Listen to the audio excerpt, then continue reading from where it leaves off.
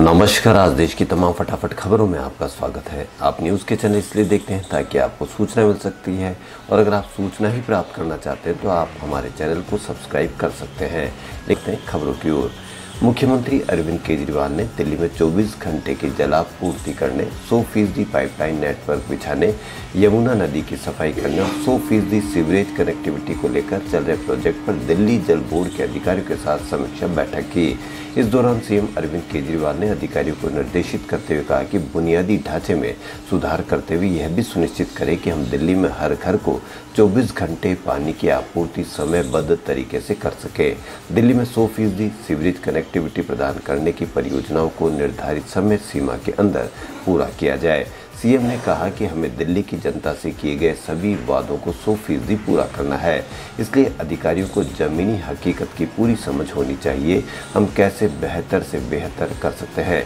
इस दौरान दिल्ली के जल मंत्री सत्येंद्र जैन, डीजेबी के उपाध्यक्ष राघव चड्ढा, डीजेबी के निखिल कुमार के साथ डीजेबी के अन्य वरिष्ठ अधिकारी भी मौजूद रहे।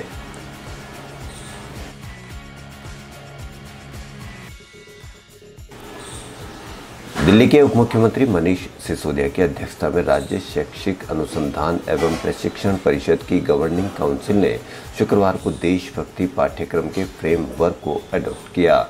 2021 के दिल्ली बजट के दौरान उप मुख्यमंत्री मनीष सिसोदिया ने दिल्ली सरकार के स्कूलों में पढ़ने वाले प्रत्येक बच्चे के बीच देशभक्ति और राष्ट्रीयता की भावना पैदा करने और उन्हें जिम्मेदार नागरिक के रूप में तैयार करने के लिए देशभक्ति पाठ्यक्रम शुरू करने की घोषणा की थी, जो राष्ट्र निर्माण में अपना योगदान देंगे।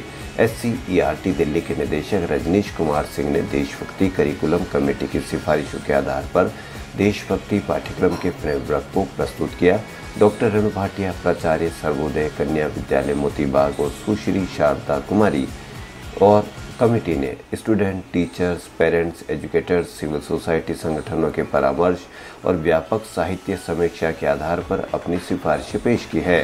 पाठ्यक्रम के उद्देश्य और इसकी शिक्षण शैली को SCERT दिल्ली के गवर्निंग काउंसिल के सदस्यों के साथ साथ शिक्षा सचिव H राजेश प्रसाद, शिक्षा निदेशक उदित प्रकाश राय, शिक्षा सलाहकार शैलेंद्र शर्मा सहित NUEPA और स्थानीय निकायों के प्रतिनिधि के समक्ष प्रस्तुत किया गया।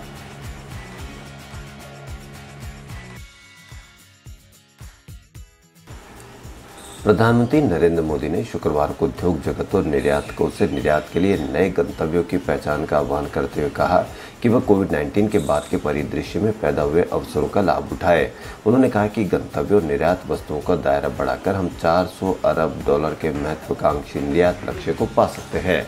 देश के चालू वित्त वर्ष के लिए वस्तुओं के $400 अरब के निर्यात लक्ष्य पर शुक्रवार को भारतीय मिशन तथा निर्यात संवर्धन परिषदों को संबोधित करते हुए मोदी ने कहा कि विनिर्माण में कई गुना वृद्धि, लॉजिस्टिक्स की लागत में कमी और घरेलू उत्पादों के लिए अंतर्राष्ट्रीय बाजार से 4 ऐसे कारक हैं जिनके जरिए देश का निर्यात बढ़ाया जा सकता है।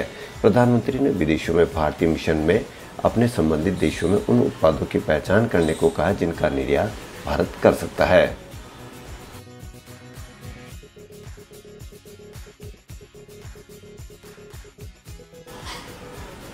ट्विटर इंक ने शुक्रवार को दिल्ली उच्च न्यायालय को सूचित किया कि उसने नए सूचना प्रौद्योगिकी नियमों के अनुपालन में स्थायी आधार पर एक मुख्य अनुपालन अधिकारी, स्थानीय शिकायत अधिकारी और नोडल संपर्क व्यक्ति की नियुक्ति की है।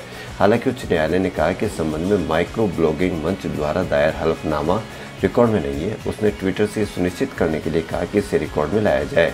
न्यायमूर्ति रेखा पल्ली ने कहा कि हलफनामे की प्रतियां अन्य पक्षों को दी गई है, जिसमें केंद्र के वकील भी शामिल हैं, जो 10 अगस्त को अपनी बात रखेंगे।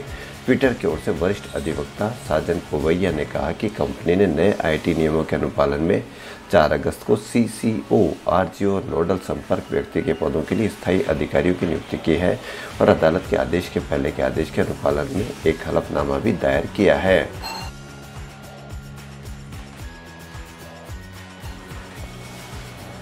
देश में कोरोना के केस में शुक्रवार को मामूली राहत दी है। बीते 24 घंटों में 38,696 नए मरीज मिले और 40,020 ठीक हुए, जबकि 616 की मौत हो गई। इस तरह एक्टिव केस में 1951 की कमी आई है। इससे पहले बीते 3 दिन से एक्टिव केस में बढ़ोतरी हो रही थी। रोजाना के केस में सबसे आगे चल रहे केरल में भी शुक्रवार को रोजाना के केस में मामूली गिरावट देखी गई।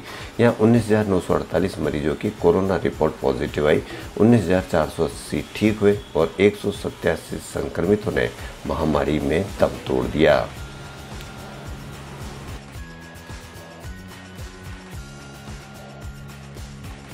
राजस्थान में बिजली कंपनियों में निकाली भर्ती के लिए ऑनलाइन परीक्षा 4 सितंबर से शुरू होगी।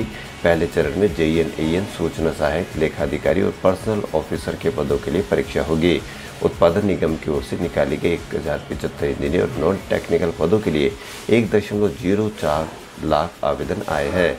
बिजली बोर्ड से मिली रिपोर्ट के अनुसार पहले चरण में सहायक अभियंता के 39 पद, लेखाधिकारी के 11, कार्मिक अधिकारी के 6, कनिष्ठ अभियंता, कनिष्ठ रसायनज्ञ, सूचना प्रसायक। यह परीक्षा 2 पारियों में 4, 5, 6, 9, 10 और 12 सितंबर को होगी। इसके बाद द्वितीय चरण में JEN के 571 पदों पर परीक्षा कराई जाएगी। इसकी डेट अलग से जारी की जाएगी। राजस्थान के 4 जिलों के लिए मौसम विभाग ने 7 अगस्त को भारी बारिश का अलर्ट जारी किया है।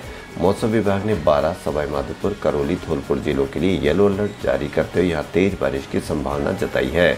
इस बारिश के बाद 8 अगस्त से प्रदेश में मौसम सामान्य होने लगेगा। इधर जयपुर में आज देर शाम छितराई बारिश हुई। अजमेर रोड, सीकर रोड पर तेज हवाओं के साथ देर शाम बारिश हुई। जयपुर के अलावा दोपहर को धौलपुर, सवाई माधोपुर, पिलानी, दौसा और कोटा में भी बारिश दर्ज की गई। वहीं कोटा संभाग की स्थिति देखें तो यहाँ अब भी लोगों को राहत नहीं मिल पा रही है।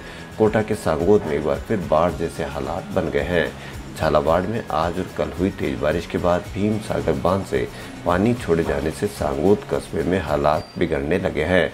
यहाँ निचले इलाकों में बसी कॉलोनियों के घरों से लेकर बाजारों में पानी ही पानी आ गया है। यहाँ एक आवासीय स्कूल में तैनात स्टाफ बाढ़ के पानी में फंस गया, जिसकी सूचना मिलने पर प्रशासन रेस्क्यू टीम को मौके पर रवाना करवाया गया।